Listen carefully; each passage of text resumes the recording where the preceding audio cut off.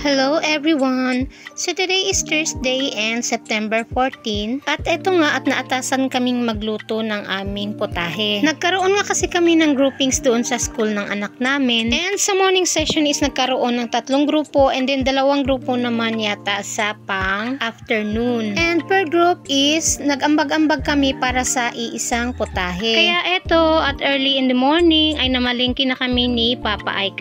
Nag-usap-usap kami kasi kahapon ng mga kapwa namin parents kung ano ang pwede naming lulutuin. And then, tinanong din namin ang bawat isa ng kung ano ang pwede naming maging menu. So, yung ibang group is naisipan na nilang mag-adobo.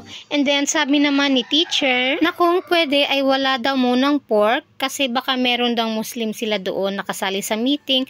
And then, bilang respect na lang din po sa kanila. And then, ito nga, at ito yung isinuggest ko na magbili na lang kami ng tuna nuggets. And then, gagawa namin siya ng sarsa. And dahil medyo marami na rin kami sa group namin is mura lang yung aming naiambag-ambag para sa aming lulutuin. Nagkaroon nga kasi ng district meeting yung teacher ng mga anak namin at dito daw sa nagaganapin sa lugar namin yung kanilang meeting. Pero inilipat na lang doon sa may katabing lugar lang din namin. Maliit kasi yung space na kung saan nag-aaral yung mga anak namin kasi nga is temporary pa and hindi pa nakapagpapatayo ng kanilang school sa daycare. Kaya ayun, at temporary muna yung mga bata doon sa may kubo namin sa may court ng aming lugar. At yung itatayo nila na ngayong taon na paaralan ng daycare is dito lang din daw sa harap ng bahay namin. O diba, masyadong malapit na kung tutuusin. So ayun na nga pala yung niluluto namin guys. So tuna nuggets siya.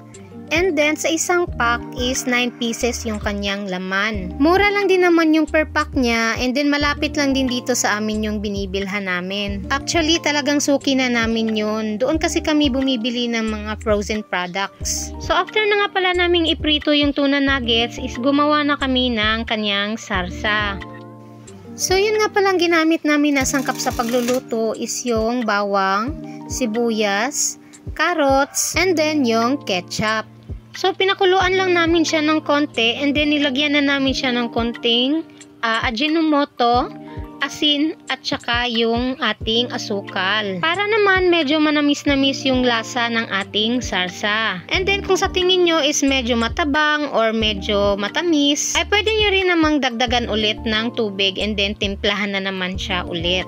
And ayan na nga yung ating finished products mga guys. And that is 54 pieces kasi nga 6 packs yung binili namin. So hindi ko nga pala namalayan ang oras at malapit na palang mag-lunch kaya kailangan na naming ihatid yung aming putahe. So almost mag 11 AM na and medyo tirik na ang araw kaya eto nga at nakaabot pa tayo sa ating oras na hinahabol. And finally, nakarating na rin kami dito sa Mailitan Phase 2. And buti na nga lang at lumabas si Ma'am Lori kasi nga eto at nakapangbahay lang ako. Hindi na nga rin ako nakapagbihis kasi nga medyo nagmamadali na. At ayun nga at nahatid na namin yung pagkain. So maraming salamat nga pala sa mga kapwa ko moms. And then yung Papa Aik namin na todo suporta.